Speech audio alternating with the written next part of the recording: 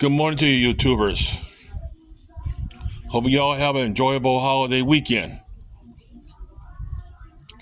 Well, the reason why I'm here this morning. So first of all, I'm relaxing. On the saddest, disappointing that Mexico lost the World Soccer match. Okay, so we gotta move on to something else now. So the reason I'm here is I want to talk about something that's so disturbing and so sad, and it angers me because it does bring back some flashbacks. Okay, so what happened was that I think about less than a week ago that it was a police raided a home by four adults. It was so disturbing. Got 16 children living in a deplorable condition. Okay, well they were rescued, but what happened? No, what really what is so sad is that you got two adults who are like seniors. I think they're grandparents of that the father of those kids. Okay, and also the couple who was like very young though. All right, young parents, and they got 16 kids. I think it's around 16 kids. Okay, well, all right. So man, you know what though? That is, time for social services to crack to look deeper into rural America because it's not because they were found in rural Ohio, I think. So, and also about the mother that she got pregnant by an older man at age 13, and so what I found out later how their parents signed a consent for them to get married. Ugh. The looks of the mother is it's like a sign of abuse, but I'm not gonna make any excuses for her at all because like she's an adult, but like she could have just leave that situation, try to take her kids and leave the situation or call for help or something like that. But man, you know, they said those kids are so isolated and like they have a hard time having the ability to communicate. And that's the sad part. Okay, so you know what it is. Like that, like let me tell you. Look at her mother that she's been abused. Okay, but you know what though? In most cases, that teen moms are a victim of domestic violence. Okay, I'm gonna tell you, there are a lot that going on in rural America. But believe me, I was born in the city and I did live in rural America. So like I say, that I heard a lot and I've seen a lot and I've been through a lot. Okay, so it's like myself that I grew up like my family. I moved to Paris, California. Okay, from LA in around 1981. All right, so well, I'm gonna tell you that I too was a victim of child abuse. So me and my siblings, okay, and my mother was a victim of domestic violence. Okay, but well, for start, okay, so like what happened, we live in the community of Good Hope of Paris, okay, up Highway 74. All right, it's very remote, and like I say that things are more isolated. Okay, well, but to our nearest neighbor is probably about hundreds of yards away. So we take the school bus to go to school. Okay, so my sibling, like, well, I'm gonna tell you, my father was a chronic drug addict and also bringing a bunch of losers to his house and do whatever and plus things are so isolated. Okay, do a thing on isolation. Okay, but there's so many to talk about. Believe me, so many to talk about. But I'm gonna tell you what though. There's a few incidents that how my brother and I were a hungry kid. We're a hungry kids. We ate some of this candy bars, and then he got really, really violent. Not violent, like screaming and hollering and beat us and locked us up in the garage and fired his gun up in the air real close to us. Okay, that's terrible. Then also My brother got caught shoplifting. My dad tied him to a light pole and beat him with a whip because he got caught shoplifting, not shoplifting with him. So he got caught. That's West. Okay, so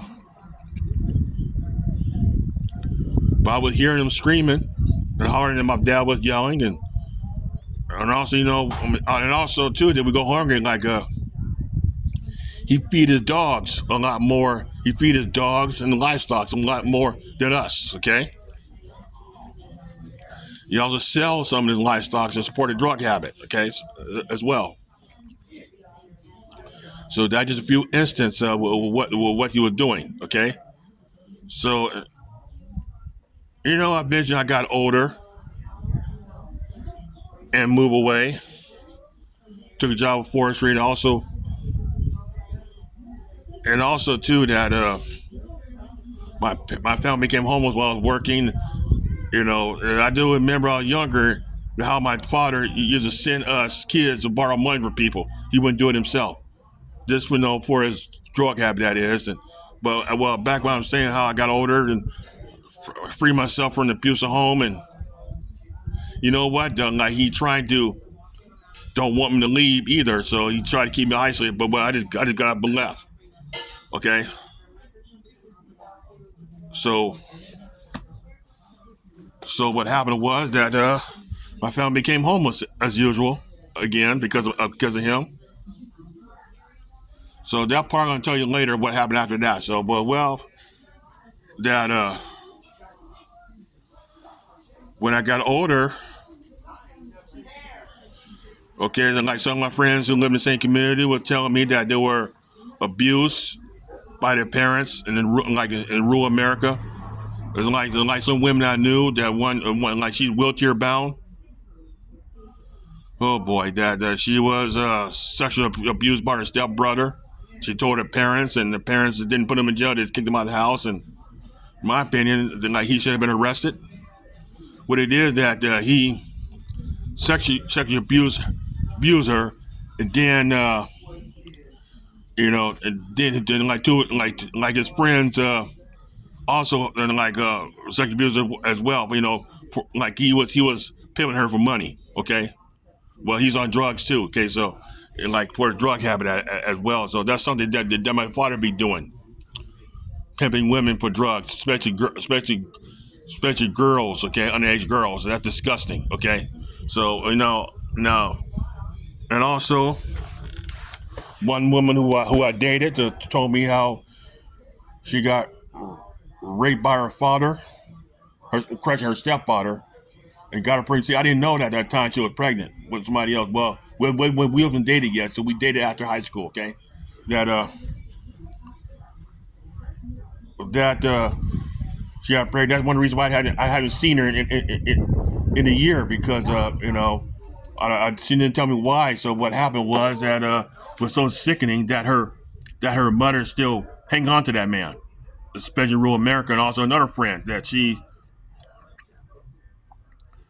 was too by her stepfather, like as well with high school with, but too much. I feel bad because they have problems. Like it's happened. All that happened in Paris, California. I'm not gonna sing it out the community I want to live because it's actually happened all over. It's quite a common thing in the Inland Empire. Okay, so that's very hush that is. So okay, so that my sister wrote a book about it called "Surviving Home" by Katrina. Her Surviving Home. Okay, you look it up on Amazon. Okay, by Katrina Canyon. Also, there's a book called Paris, California by Rachel Stokes. Okay, so about her was that she lived in Paris at that time. She went to high school in the 90s, and it was about less than 6 years after I left Paris and Paris High School. But when I read the book though, it's about her that she was abandoned by her mother. She was like, what happened? She was what how she ended up being raised by her abusive stepdad and her stepbrothers, and he just he became a he just only motive was become a conservatory, so began public assistance for drug use. Okay, and that she was living in a trailer. Okay, in the yard up in the Good Hope area. Okay, yeah, I'm quite familiar with that area though, because when I read that, man, I said felt like I thought I was the only one that went through this. Okay, there's a lot of that going on. Rachel Stark. Yeah, I read that book though, but I did chat with her on text on social media and tell her thanks for the inspiration, because but she doing well now. So, but what it is back. That's what I make a point about the rural America. Okay, like that young girl. Okay, age 13 with 8th grade education, got pregnant. Okay, got caught up in that messed up family. And seemed like I don't. Yeah, because it's quite disturbing though. She got 16 kids by that man. Maybe by that man or by that grandfather. You don't know. Okay, so yeah, there's like up in the Appalachian area or the Ozarks, and there's there's a lot of that stuff going on. That is the sad part is, because let me tell you, there are a lot of women like her and like got stuck in that situation. Okay, there are a lot of them. I'm gonna tell you one thing though, that I'm gonna talk about an incident that happened way before what happened in Ohio, like up in Cowboy House Desert, about a father. I'm gonna tell you that he's like a religious nut. Okay, so I remember he had his like you live in a remote area up in the high desert, and like this on his property, on the sign of his property said God's country. Okay, but you know what though, that he impregnated his daughters, and also had children by him, and that isolated property.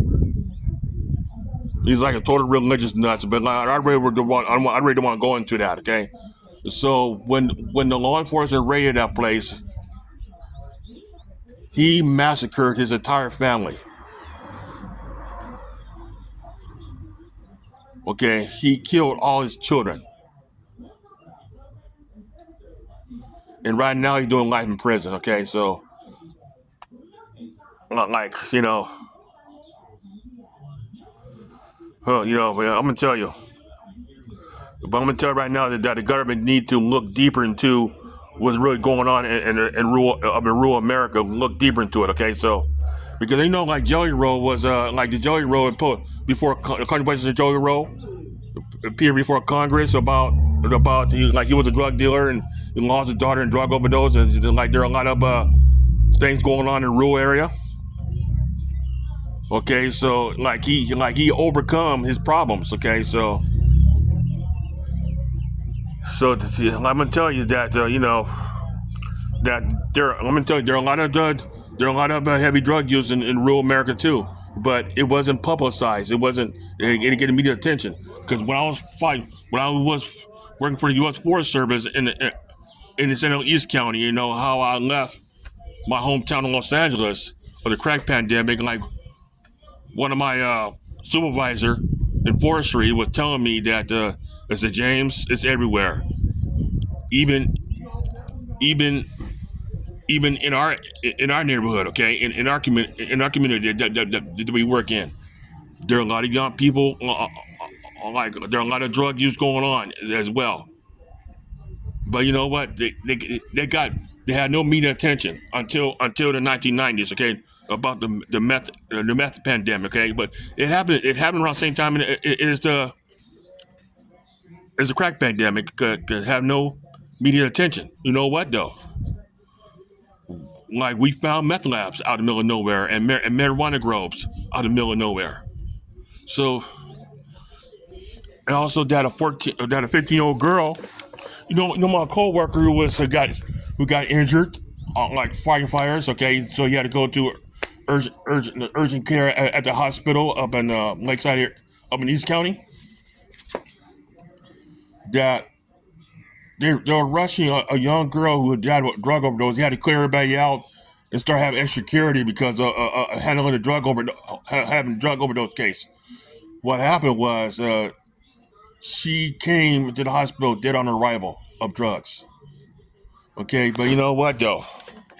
That there are a lot of things going on because what happened is like what happened to the family there? Like look like they're on drugs or something. So something is going on.